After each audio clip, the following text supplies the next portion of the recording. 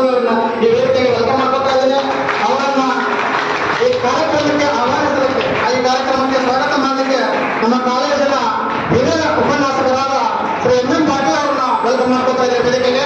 ಅವರು ಹೂಗುಚ್ಛ ನೀಡುವ ಮುಖಾಂತರ ಈ ಕಾರ್ಯಕ್ರಮಕ್ಕೆ ಹಾರ್ದಿಕ ಸ್ವಾಗತವನ್ನು ಕೊಡಬೇಕಾಗಿ ವಿನಂತಿ ಮಾಡ್ತಾ ಇದ್ದೇನೆ. ನಿಮ್ಮ ಗೌರವ ತಪ್ಪಾಗಿದೆ.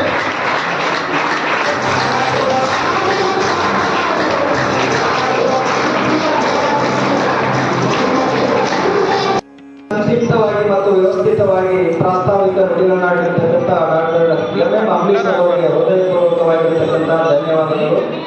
ಈಗ ಅಭಿನಂದನಾ ಸಮಾರಂಭಕ್ಕಿಂತ ಪೂರ್ವದಲ್ಲಿ ಕೆಲವೊಂದಿಷ್ಟ ಉಪನ್ಯಾಸಕರು ನಮ್ಮ ಸರ್ಕಾರಿ ಪ್ರಥಮ ದರ್ಜೆ ಮಹಿಳಾ ಕಾಲೇಜು ಜಮಖಂಡಿ ಇವರು ಕೆಲವೊಂದಿಷ್ಟ ಈ ಅಭಿನಂದನಾ ಸಮಾರಂಭಗಳ ಕುರಿತು ಡಾಕ್ಟರ್ ಹನುಮಂತಗೌಡ ಕಲ್ಬಂಗಿ ಹಾಗೂ ನಮ್ಮ ನೂತನ ಪ್ರಾಚಾರ್ಯರಿಗೆ ಅಧಿಕಾರವನ್ನು ಸ್ವೀಕರಿಸಿರ್ತಕ್ಕಂಥ ಡಾಕ್ಟರ್ ಸುನಂದ ಸಿರೂರು ಮೇಡಮ್ ಅವರ ಕುರಿತು 30,000 ಸಂಬಳವನ್ನ ತೆಗೆದುಕೊಳ್ತಾ ಇದ್ದೇವೆ.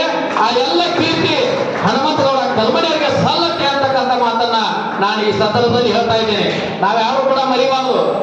ಎಷ್ಟೋ ನಾಯಕರ ಏನೇನ್ ಮಾಡಿದ್ರು ಅಂತಕ್ಕಂಥ ನೋಡಿದೆ. ನಮ್ಮನ್ನ ದಿಕ್ಕು ತಪ್ಪಿಸ್ತಕ್ಕಂಥ ಕೆಲಸ ಮಾಡಿದ್ದಾರೆ. ರಾಜಕಾರಣಿಗಳ ಕೈಗೊಂಬೆಯಾಗಿ ಕೆಲಸ ಮಾಡಿದ್ದಾರೆ. ಆದರೆ ಹನುಮಂತಗೌಡ ಕಲ್ಬಣಿ ಅವರು ಯಾವುದೇ ರಾಜಕಾರಣಿಗಳ ಕೈಗೊಂಬೆ ಆಗಲಿಲ್ಲ. ಯಾವುದೇ ಒಂದು ರಾಜಕೀಯ ಪಕ್ಷಕ್ಕೆ ಒಳಗಾಗಿ ತಮ್ಮ ಹಠವನ್ನ ಬಿಡಲಿಲ್ಲ. ಅವರು ಯಾವತ್ತೂ ಕೂಡ ನಮ್ಮ ಅತಿಥಿ ಉಪನ್ಯಾಸಕರ ಪರವಾಗಿ ಕೆಲಸವನ್ನ ಮಾಡಿದ್ದಾರೆ. ಅತಿಥಿ ಉಪನ್ಯಾಸಕರ ಪರವಾಗಿ ಧ್ವನಿಯನ್ನ ಇಟ್ಟಿದ್ದಾರೆ.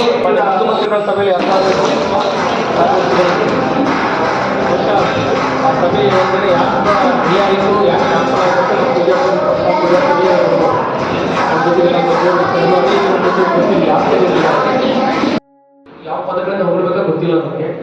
ಮತ್ತು ವಿಶೇಷವಾಗಿ ಅವರು ಸಹಕಾರ ಕೊಡ್ತಕ್ಕಂಥ ಹಿರಿಯ ಪ್ರಾಧ್ಯಾಪಕರು, ಪೂರ್ಣಾವಧಿ ಮನಸ್ಸರು, ಪೂರ್ಣಾವಧಿ ಗೆಸ್ಟ್ ಲೆಕ್ಚರ್, ಯಾವುದು ಬೇರೆ ಭಾವನೆ ಇಲ್ಲ.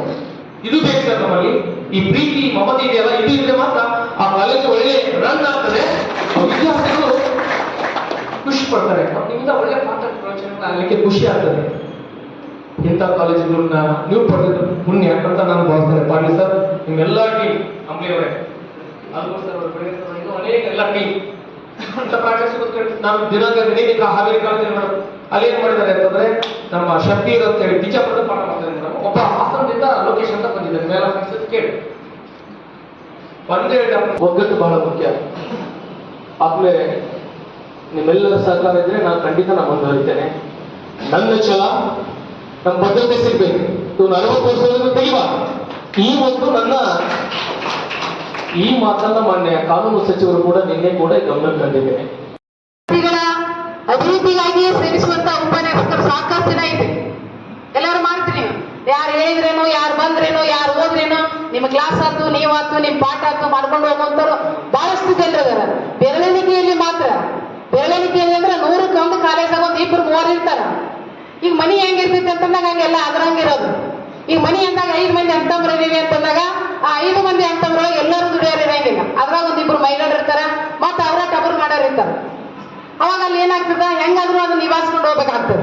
ಹಂಗ ನೀವು ಸಹಿತ ಏನಂತಂದಾಗ ನಿಮ್ಮ ಕಾಲೇಜ್ ಒಳಗ ಕೆಲಸ ಮಾಡೋದ್ರೊಳಗ ಕೆಲವ್ರು ಕೆಲಸ ಮಾಡೋರು ಇರ್ತಾರ, ಕೆಲವ್ರು ಪ್ರಾಮಾಣಿಕರು ಇರ್ತಾರ, ಕೆಲವ್ರ ಇದು ನನ್ನ ಕರ್ತವ್ಯಪ್ಪ, ನಾ ಕರ್ತವ್ಯ ನಿರ್ವಹಿಸಬೇಕು ಅನ್ನುವಂತ ಮನೋಭಾವನೆ ಹೊಂದಿದ